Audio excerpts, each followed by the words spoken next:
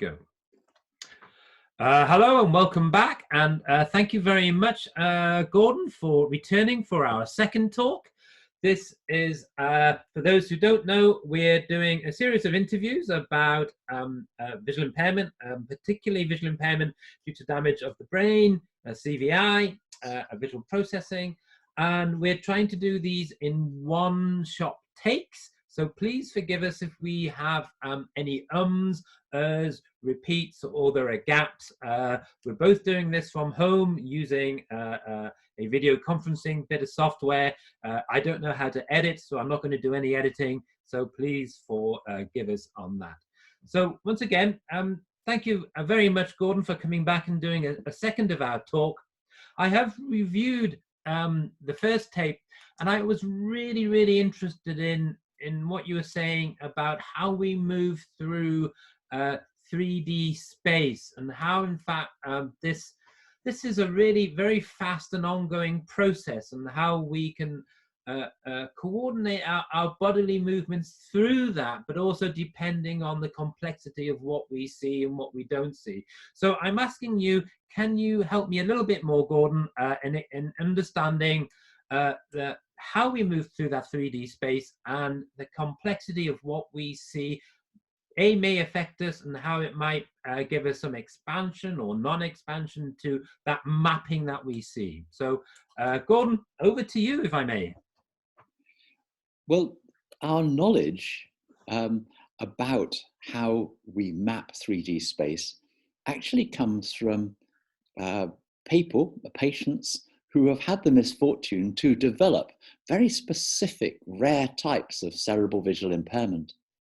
And so I'd like, if I may, to tell you about a lady I saw some time ago who had the misfortune to have a blockage to the arteries at the back of her brain, just here, her occipital lobes. But to begin with, she saw nothing. But a few months later, she began to see, and she began to see movement. And 2 years after the event, she came to see me and she said, "Why is it I can see water going down the plug hole, but I cannot see my daughter in the bath?" At this stage, she had no occipital lobes. They had gone, they had died. But she was seeing things that move. And knowing a bit about that literature, I said to her, I wonder, could you walk around these chairs? And she said, "What chairs?"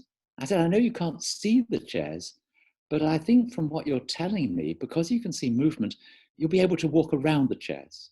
She stood up. She moved around them in a figure of 8 fashion around 3 chairs in a row, a bit like a skein of wool, if you can imagine, going in a loop and then a loop and a loop round them. And she did it perfectly, and then sat down again and said, "I didn't know I could do that." So in a way, we kind of released her into a knowledge she didn't have. And that was, she must have had spared her part of the brain responsible for moving through 3D space, despite practically losing all of the brain responsible for visual memory, the temporal lobes, and all of the brain responsible for creating the picture. So how could that be? Well, many years on, quite a few years on, in-depth research has shown that what she retained was the movement perception brain, which was supplied by a different blood vessel, and the posterior parietal lobes, which was supplied by different blood vessels, the middle cerebral arteries, not the posterior cerebral arteries. And so she has this strange, unusual paradox that she's able to move freely through the world that she does not see, and does it accurately. So even when she's thrown a ball, she can catch it. And she configures a hand to the shape of the ball accurately, but does not know the size of the ball in her mind, even though the automatic system is working to catch balls. So what does that tell us? It tells us that we have a complete system which enables us to move freely through the world that we don't know we have. Gosh. So I'm just going to repeat what you just said there. It enables us to move freely through the world that we don't know what we have. So so let me get this right. So you could throw a ball to this woman, and this woman doesn't see the ball, but she's able to either do that or that, depending on the size of the ball, and is able to catch it. Yes, Wow. accurately. Accurately. And her occipital lobe is gone. It's shot. It's not Yes, there. it's not there. And there's no conscious processing. She just doesn't know that this is happening. No, and she's identical to a lady which two well-known authors called David Milner and Mel Goodale, they wrote a series of books on a lady who had exactly the same thing and studied this in great depth. And that is why I knew this information. And I knew that she would be the same. And what was intriguing was the first thing I prescribed for her was a rocking chair. Okay.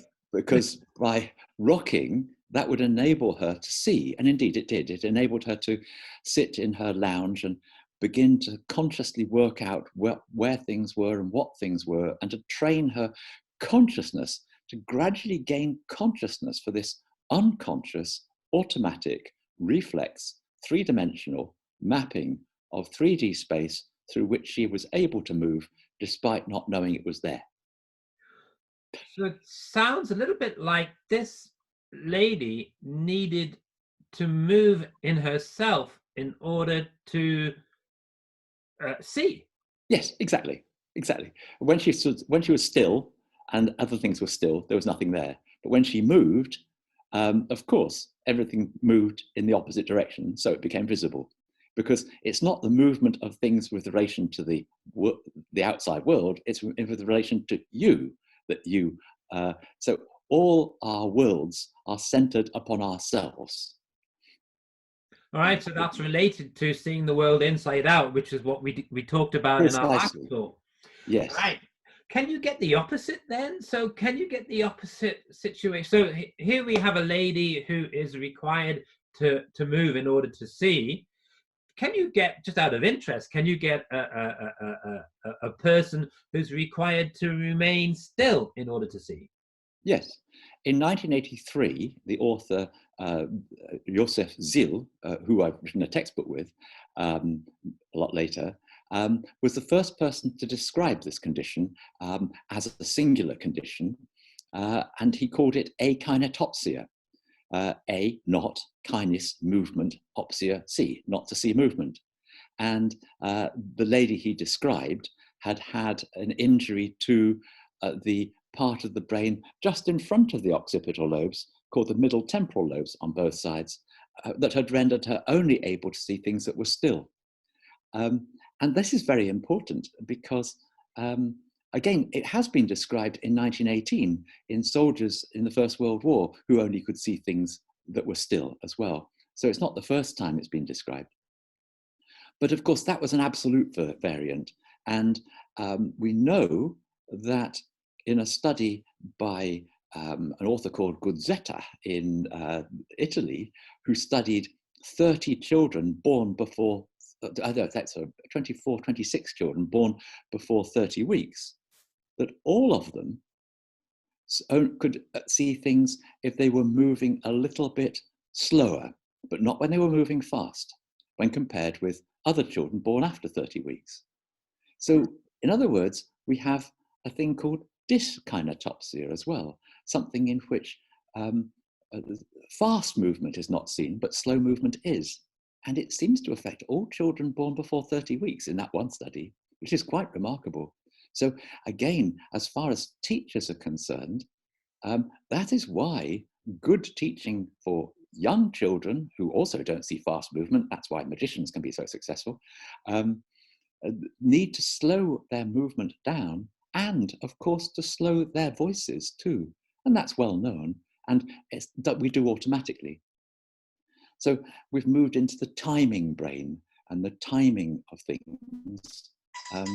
And yes, that can be afflicted as well. That was my phone going on. Evidence that we're doing a live take. Yes, timing of things is really important. In our last talk, Gordon, we talked about when you're taking your children out for a walk in the forest, and how the complexity of the forest and the canopy there and the birds, may cause some behavioral difficulties, for want of a better word. But yet, when you reach the open fields or the open beach, children became excited. They wanted to run free, and it's just this openness. Now, apart from that, it's just being an open field, and children can just run around being an open field. From what I understand and what I've read, this is really important about vision. How we've got this different vast expanse of vision may be able to help us with things. So, do you want to explain that to me a little bit? Why it would make such a difference when I'm in a forest canopy or when I'm out on a beach in an open environment? Why would my visual processing care? Well, I think we have to go back to Darwin there. Because we grew up over those many millions of years as a species in the open plains of Africa, where, and remarkably, there is evidence to show that open landscapes are processed in the upper part of the temporal lobes rather than in the posterior parietal lobes. So even those children who have the most profoundly impaired vision feel much more comfortable when they are in open landscapes. And that's why Hazelwood School in Glasgow has got wide windows looking onto an open landscape with a view to enabling them to feel more comfortable so that they can learn better. So yes, we appear to have different visual processing systems for the complexity of our urban world and for the simplicity of the rural one. That's really interesting. Certainly within the university where I'm at, there are many colleagues that are really trying to advocate the use of outdoor learning and outdoor spaces to support learning environments, and want to have many more classes and lectures delivered outdoors and in an open, wide open space. Maybe we should get together and we can talk about why this would be the case. Well, it's interesting. A number of years ago, when I was giving a lecture to medical students, the fire alarm went off and we all had to stand outside. So I said, right, gather round, I'm going to give the lecture outside. And I got some feedback after that saying that was one of the best lectures I've ever been to. And it wasn't anything to do with me. It was because they were in the open space. All right, because they'll be delighted to hear that. So I must forward this video on to them as well, I think. So that's quite good. So I'm really, depth, motor and depth perception I'm quite interested in about as well. And that use of, I want to understand a little bit about how I'm able to use my vision and when it goes wrong. So you can't see me, but I have a cup here. It's a wee little Easter cup. It's coming up to Easter, so I thought I'd be appropriate. Little chick Easter cup, and I'm able to grab the cup, but similar with the lady there, I'm able to open my hand at the correct size to pick up the cup, to use the pen. So how is that coordinated? How is that vision and that motor action I'm able to do that coordinated? Now that is a vast question, of course. But let's just think of it in terms of you're an engineer and you have to make a robot. Okay. How do you make your robot do exactly the same thing? And it is, yes, it's robotics. The robot is given view of the scene, which it maps in three-dimensional space. So it has to be a three-dimensional view, probably with two cameras, which create the triangle that allows us to see where depth is. And then the arm has to reach out. It has to configure accurately to the size and shape of the object and then grasp it. So there's a whole group of actions. They're the actions and the feedbacks to control the actions. So for us, we have the three-dimensional map of the world around us, and that map let's develop the theme a little bit more in a sort of engineering sense. When the robot moves through space, it does so through three-dimensional pixels. When you go to the cinema and you watch a three-dimensional film using the special glasses, using stereopsis, that creates a three-dimensional world. And the engineers that have created that image have done so very cleverly by creating the picture in 3 dimensions, or a volumetric pixel, or a voxel. So when I reach out to pick something up near the camera, then when I did that, I was reaching out to the size of the camera so that I wouldn't actually interfere with the camera, because I kept my finger and thumb on either side of it, and could do that accurately and stop just before the edge of the computer where the camera is. So what I was doing, I was moving through the 3-dimensional map that is non-conscious in my mind, because I'm fortunate that it actually coincides with the external reality. So we've got the map in our heads that we emulate. We make a map inside our heads of 3-dimensional space through which we move, assuming it to coincide with external reality. So as I move, obviously the mapping moves. Gosh, that's a remarkable process. There was and you also have to stop at the right point. So you have to slow down and stop. So you've constantly got a slow down and stop system as well. And that's within the coordination system. You also got to get your balance right. And of course, the whole of our picture is completely mapped to our balance system, to the horizon. And that's in our ears, because it's our ears that map the whether or not we're vertical so we don't fall over. And so you can hang a picture on a wall accurately, horizontally, with no other cues, because you're mapping it to what you know to be vertical from your subconscious automatic system that gives you verticality. So why is it the case then that or maybe not why is the case, I don't remember, I don't recall these mapping images that I'm going through. It's this subconscious process. So I just, how long is that image staying there? How long is that mapping in my head working? Is my head just constantly getting full and full and full of maps? Every movement that I do, every pen that I pick up, every rolling of my arms and my legs, is it somewhere being stored, or what's happening to it? Well, I think we have to remember that we've evolved along with lots of other animals. And so if we think about quadrupeds, like a horse or an elephant, as it walks through an area like going over a log, it has to lift its rear legs over the log, which is no longer visible to it because it's mapped to its body. And then it can move on. So we too have that. And I think if we all do an experiment after this video, look at something, close your eyes, and then reach for it.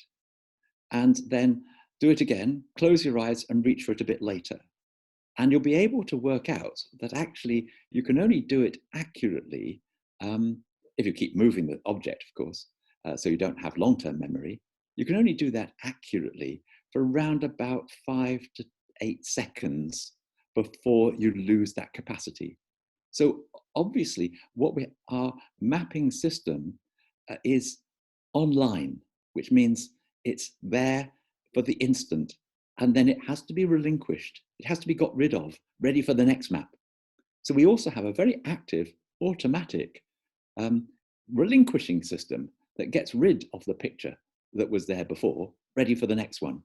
But it gives enough time for us to be able to move accurately. The other thing it has is we also have our visual memories, so that we can, from the past. So if we think about the Formula One drivers, they all have to do a day of practice the day before, so they can get faster and faster and faster, because we are driving faster than we can process. And because it takes a tenth of a second for the picture to get into our brains, and another tenth of a second for it to be processed, so that's a fifth of a second, then if you're driving at 100 miles an hour, then how far in front of are you? A number of yards of where you know yourself to be. So, so they are driving through their memories, which makes it even more complicated. I've never put it like that, really. Gosh, yes.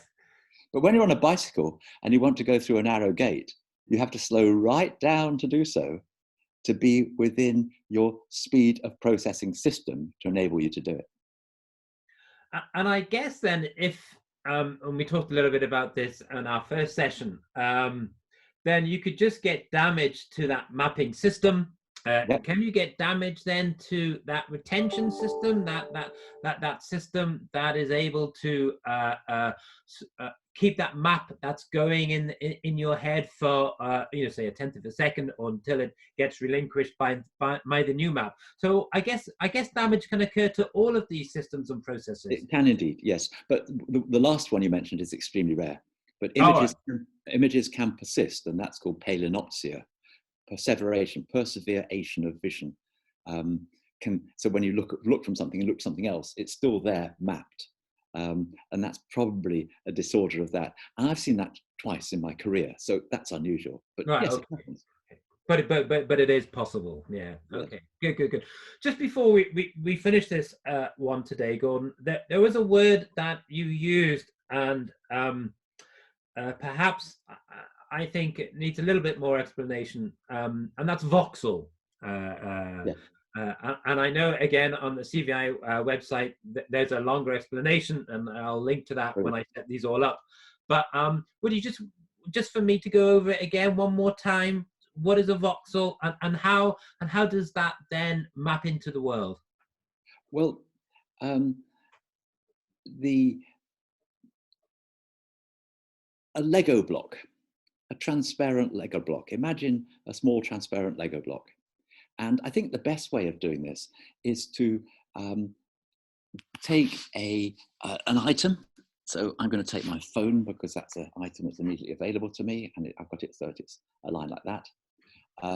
What you'll see is I can reach out and grasp it very accurately there. But if I put it to the side, I look to the side, my accuracy of reaching for it, I bumped into it, is less accurate. So in essence, the further to the side we go, the bigger the gap in the fingers you need to reach for something. And again, do that experiment afterwards. So if you've watched this video, and see when you look further and further away from something, how wide a gap in your finger and thumb you need to be able to reach for it. Eventually, you just have to put your whole hand down on top of it to grasp it. So in essence, what that gap is showing us is the accuracy of the map in terms of the three-dimensional transparent Lego blocks that constitute our world. Is that we live in an imaginary transparent Lego block scene related to our head and eyes and bodies, which is very fine to the center and then bigger and bigger to the side.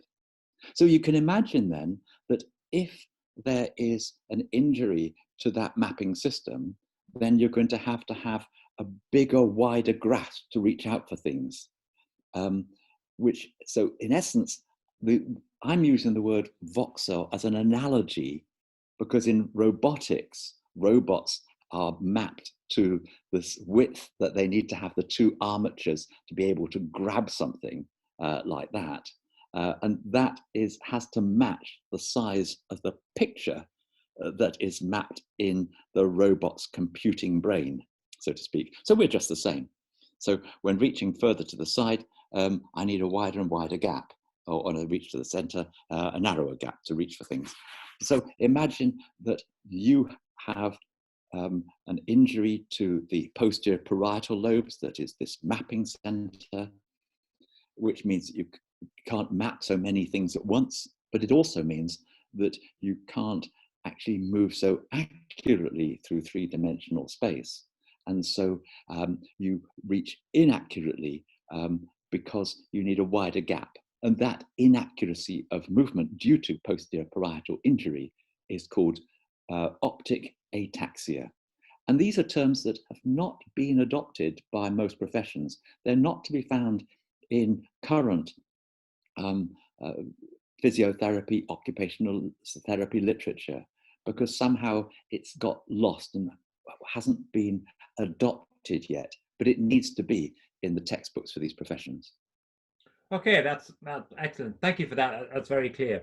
Good. So I'm going to end the interview now. So thank you very much. Thanks for your time. We're going to have another session next week, if you agree. Fine. Is there any other sources you would suggest people look at or possibly read or have a gander? To have a gander, which of course is a Northern English word that most people won't know, which is to have a look at and have a look through, just because we both come from Northern England. Sorry, I'm translating you. I'll speak my strong Geordie soon, I think. Yeah, absolutely. But yeah,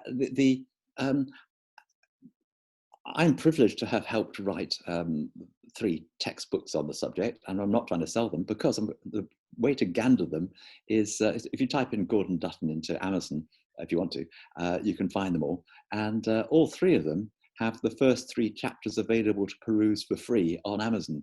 So that's a good gandering way of doing it, and doesn't cost you anything.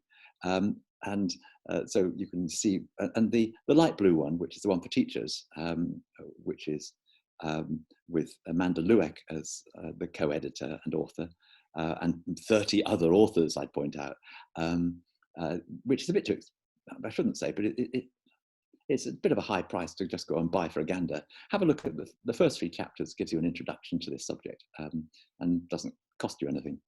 And of course, the websites, there's the website, the CVI Society website is useful. The CVI Scotland website is different, where we've tried to provide more teaching information. And if you want the talks on this, they are under the top bar at the top on CVI Scotland. It says lessons, and we've made a number, about 40 altogether, of 2 to 4 minute lessons, which cover this topic in a much more organized and structured way, if I've left you completely perplexed. Not at all, not at all. Thank you very much for your resources. And once again, thank you very much for your time. Professor Gordon Dutton, thank you. Thank you very much. You're welcome. Thank you.